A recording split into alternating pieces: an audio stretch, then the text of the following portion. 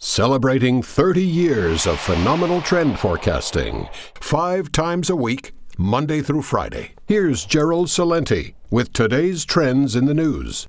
Hi, this is Gerald Celente. It's Thursday, May 12th, 2016, and here are some of today's trends in the news.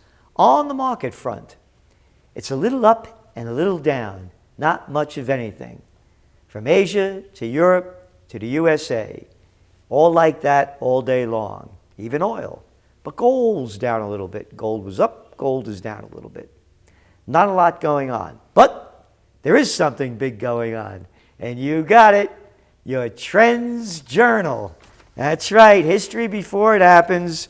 You have the spring edition, and with great information in here. The global economy, a ticking time bomb. Contributors, Nomi Prinz, Derek Osenenko, Ben Davis, Tim Malcolm. Everything from what's going on in the world today to virtual world as well. Very in-depth piece on virtual technology. And of course, our trend forecast for the next El Presidente of the USSA. And a special gift only for TrendsJournal subscribers, a free viewing of what Zizzy gave Honey Boy. That's right, Zizzy and Honey Boy, Doris Roberts, may her soul rest in peace, her last major dramatic role playing my Aunt Zizzy and also starring Andrew Koss. So it's yours, it's there, hope you enjoy it, love to hear back from you. And any comments you have on the TrendsJournal, please let us know. We put our whole heart, mind, and energy into bringing you history before it happens in the best way that we can do it. So what happened with the markets today? Well, a lot of it had to do with retail, and the retail's not so good. Nordstrom Inc. fell as much as 16% in late trading after cutting its annual forecast. It's a bloodbath, said Poonam Goyal, a retail analyst at Bloomberg Intelligence. There's a structural change in how consumers shop, and for some reason, everything flipped in March. For some reason, remember that word. Retailers have been dogged by a range of problems, and this is a big one. There is no major fashion trend to bring in shoppers. That's right. There's no major fashion trend. They used to change. The other thing is, of course, many young customers are opting to buy apparel online instead. And they're also going to these places like TJ Maxx and Marshalls and buying things a lot cheaper. That's other places where they're not as high quality, but also cheaper than what you get at Macy's in the middle discount stores. But again, why is Kohl's miss so huge? Kohl's big first quarter comparable sales miss is stirring up more reminders of the huge nosedive retail took in the most recent recession. The low-price department store chain on Thursday said its comparable sales slid 3.9%. So that's a low price. So there are a lot of factors going on here. Macy's reignites retail worries. Macy's Inc. set off fresh fears about the health of the U.S. retail sector after the country's largest department store chain reported its worst quarterly sales since 2008. That's right, the panic of 2008. We are not counting on the consumer anymore to spend more, said Chief Executive Terry Lundgren. Quote, we're frankly scratching our heads, said Macy's Chief Financial Officer Karen Hoggett. Okay, you don't have to scratch your head. All you have to do is look at the facts. And here are some of them. Today's Financial Times. Middle class takes financial hit in most cities this century. Now remember, the century only began 16 years ago. More than 4/5 of America's metropolitan areas have seen household incomes decline this century, according to new research that exposes the politically charged reality of middle-class decline at the heart of this year's presidential election. Go back when you read what we wrote and why we said who is going to win and why, and it's this very issue, but in much more detail and fleshed out in a greater and broader expanse. The research on urban centers that homes to 3/4 of U.S. population shows that median household incomes adjusted for the cost of living in the area grew in just 39 out of 229 metro areas between 1999 and 2014. You scratching your head why people aren't spending? Try this one on if that one didn't work. About 1 in 6 U.S. workers became unemployed during the recession years of 2007, 2008, and 2009. Today, nearly 14 million people are still searching for a job or stuck in part-time or temporary work. Still can't figure it out? Maybe this one will help you. Winners and losers of higher wages. This is today's Wall Street Journal. The rise in wages is a long time coming. Wage growth after the recession was the lowest in 50 years, according to Goldman Sachs. You still scratching your head? Here, I got one more for you. Young without a degree or prospects. Only 10% of 17 to 24-year-olds have a college or advanced degree. Well, of course, you're not going to get one at 17. But at 24, you're on your way. According to a new study by the Economic Policy Institute. And for the young high school graduates, the unemployment rate is at 17.8%. Add in those who are unemployed either because they would like a full-time job but can only find part-time work, or they are so discouraged they've given up actively searching at all. Imagine being discouraged at 24, you're giving up looking. The number's more than 33%. Go back to the other data, look at the facts of what's going on with Macy's and why sales are down with Nordstrom and Kohl and the whole retail sector. Non-discretionary spending on health insurance, education, and housing has taken an extra 4% of personal income consumption expenditures in 2015 compared to 2000. According to Craig Johnson, president of Consumer Growth Partners, that has reduced the discretionary spending available for traditional retailers by $500 billion, more than the combined annual U.S. sales of Walmart, Costco Wholesale, and Costco Wholesalers Corp., Mr. Johnson said. And of course, Macy's shares closed down 51% over the last 12 months. Hey, isn't it a surprise that Macy's stocks and people aren't buying like they used to, huh? You're scratching your head?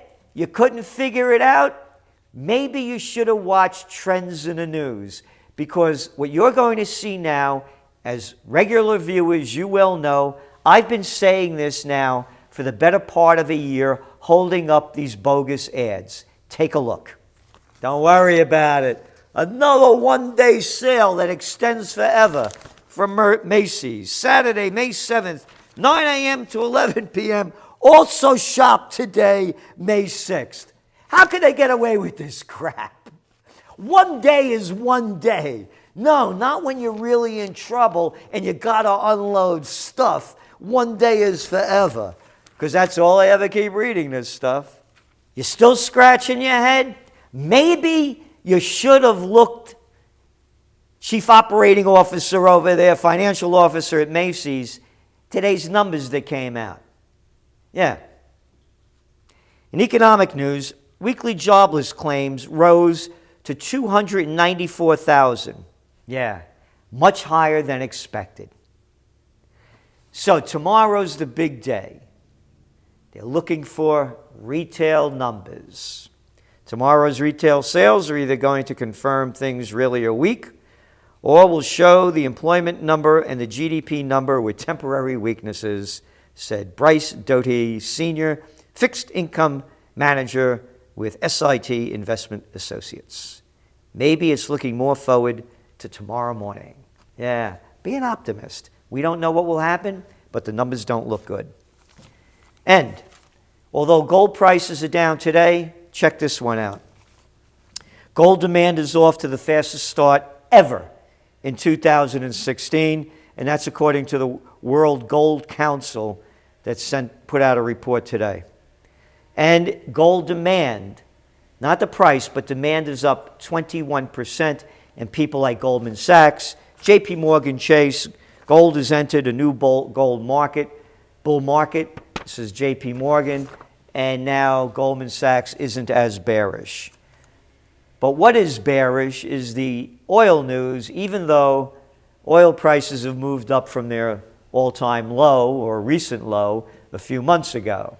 And one of the reasons being is that there's been a cut of production, and it's coming out now in Venezuela, in Nigeria, in a number of countries where their economies are really going down.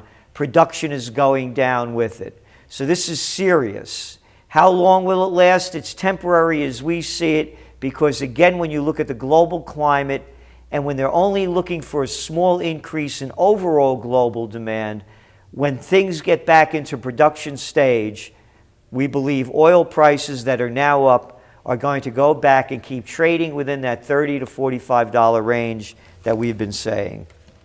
And when you see the discontent going on around the world and the volatility, it doesn't stop.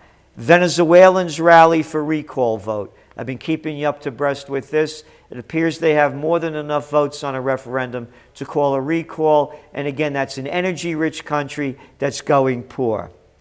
Election delays rattle Congo. And is Congo a resource-rich nation that is seen as a key to continental stability, is now becoming war-ravaged as the economy starts to unravel. Remember, resource-rich nation. And of course, they have the impeachment proceedings going on over there in Brazil. And wars keep getting worse around the world, particularly in the country destroyed by America and NATO. Islamic State kills dozens in Iraq blast. It just keeps getting worse. So where are we going? The United States, as you know, just a few days ago, put a ship right next to one of those fake islands that they have over there in the South China Sea within 12 nautical miles, causing a disruption between the United States and China. The new president just elected for the Philippines said he wants to make peace with China and do business with them. The United States has now put up a missile defense system that became operational today in Romania under the guise of stopping Iranian missiles from going into NATO. You know what that, into NATO countries. You know what that is. That was bullshit. Not only was it bullshit, they're going to be building one in Poland. The war talk is heating up with Americans, and it's only getting louder.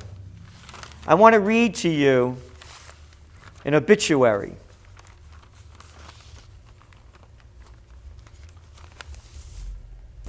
This is from Michael Ratner, a bold civil rights liberties lawyer, died at 72.